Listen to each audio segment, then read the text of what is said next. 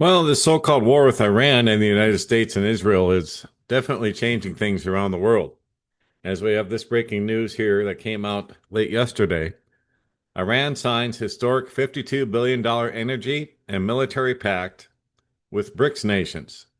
Global oil routes now under Tehran control right now. So Iran just signed a game-changing $52 billion energy and military pact with BRICS nations, giving Tehran effective control over 45% of the world's critical oil routes and advanced defense cooperation. This deal makes any future Western sanctions almost impossible to enforce and cements Iran as the undisputed superpower of the Middle East. The cowardly United States is in full panic mode with no immediate response. Israel is now completely isolated, even as its former partners distance themselves.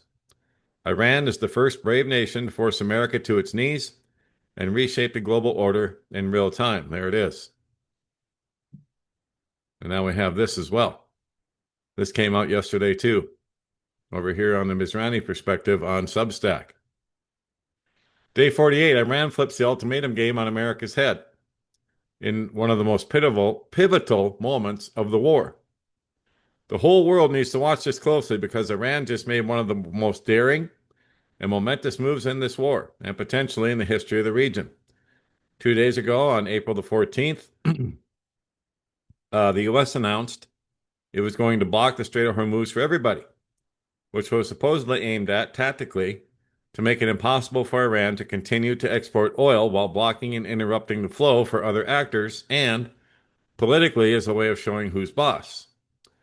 For about 48 hours, Iran made no official comment about this, which I took as a very worrisome sign. Accepting an American blockade without facing it directly could not be understood in any other way but quiet surrender.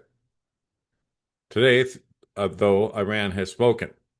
Now, Iran officially states that the U.S. has two options: either to unconditionally remove the blockage of Hormuz or get the Gulf, the Sea of Oman, and the Red Sea completely shut. Boom. Indeed. Iran's announcement is a highly meaningful step for a couple of reasons. First, it's an open threat with a very clear either-or approach, with zero wiggle room for the receiving end. Iran doesn't usually do that. Its way of talking is typically softer, and wisely so, because when you leave a respectable way out for your opponent, the chances of avoiding conflict become much higher. But you have to remember, guys, Israel and America decided to wipe out the Iranian leadership, the ones that were willing to compromise. Not anymore. They've put the hardliners in charge now. Essentially, the Revolutionary Guard is in charge. And they're going to take the more military route and the more direct route. And they're not going to soften things up for anyone.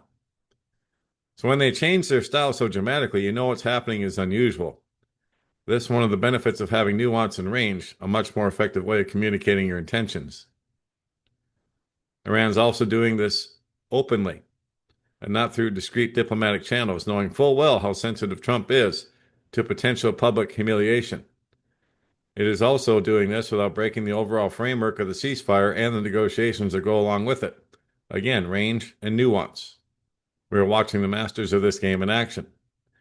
The U.S. has made a belligerent step outside of the framework, and Iran decides to raise the stakes massively, while signaling it's not abandoning diplomacy altogether. But the change in tone and seriousness and content are unmistakable. Iran now poses an open challenge, issuing a de facto ultimatum to the U.S. Either you back down, or we make this a whole new game. Welcome to the Persian Gulf. I heard Trump joking on his airplane ride the other day, saying that he thought about naming it the Trump Gulf, or renaming it the Trump Gulf. I mean, yeah, it just never ends with that guy.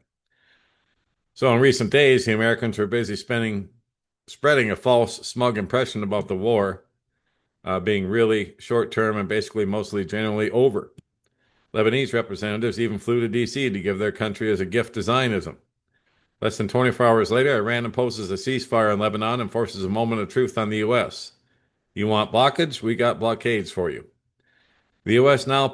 must now publicly fold, in which case Iran wins, or risk an assured massive escalation and complete destruction of their own credibility Having repeatedly promised a cheap, short war and the facade of economic normalcy, they were able to maintain through hectic market manipulation. Once the Red Sea, the Strait of Hormuz, and the Sea of Oman are closed, there will be no containing the political and economic fallout. And remember, Iran has never bluffed once. No, they haven't. They have not. They also didn't start this war. America and Israel did on February 28th when they attacked Iran. During the middle of peace negotiations once again, just like they did in 2025 during the 12-day war. So there you go. That's the latest in the Middle Eastern game. Well, there's something else I think I wanted to show you too. Let me find that real quick. Here it is from the New York Post. Iran threatens to sink American ships in the Strait of Hormuz and claims U.S. ground invasion will be great. See, they won't get too close to the Strait of Hormuz, U.S. ships, Navy ships, because they'll get blown apart and they know it. So now Iran has threatened to sink American ships that are policing the Strait of Hormuz amid the blockade, and wildly claimed that a U.S. ground invasion would be great, as it would allow the regime to make billions of dollars snatching hostages. So they say this Mohsen Rezai, the ex-commander of the Iranian Revolutionary Guard Corps, mocked President Trump on state TV on Wednesday, claiming he wants to be the police of the waterway before boasting that Tehran's missiles can take out American vessels, as reported by Agence France Presse. Is this really your job? Is this the job of a powerful army like the U.S.? The regime stews dressed in a military uniform threaten Trump. These ships of yours will be sunk by our first missiles and have created a great danger for the U.S. military. They can definitely be exposed to our missiles and we can destroy them.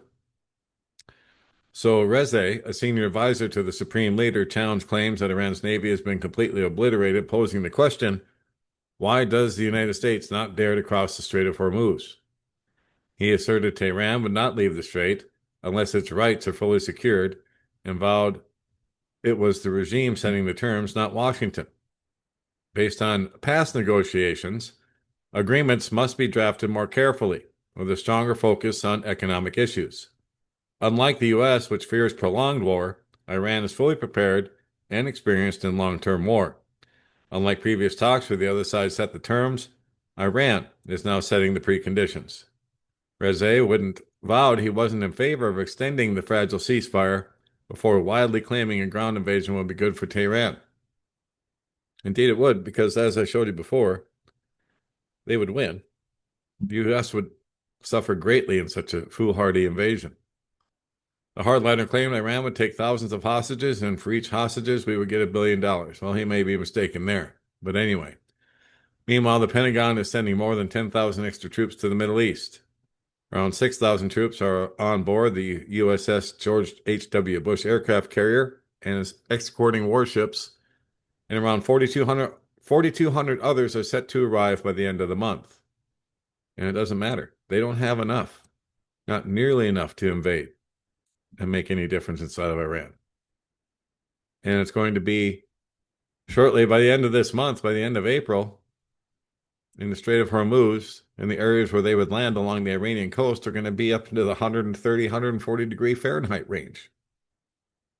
Think about being a Marine with 50 pounds of gear on, and you're trying to negotiate with that kind of heat in rough terrain, under fire. How long do you think they're going to last? I mean, it's a fantasy. So anyway, they threaten to sink American ships in the strait now, and that's why the American ships won't go into the strait. They don't dare cross it. And they were told to turn around last weekend when they tried to, because Iran threatened to shoot them out of the water if they didn't. So they turned around. Just saying, the United States is just full of bluster at this point. And now we'll switch over to Ukraine and Russia. As Russia says, they're being attacked by drones flying in from Finland and the Baltic states. And they may invoke UN Charter Article 51, which covers self-defense. It just never ends, does it? My wife and I were watching a documentary that I shared on Telegram yesterday about the Georgia Guidestones, and they found them where they stashed them after they, were blown up.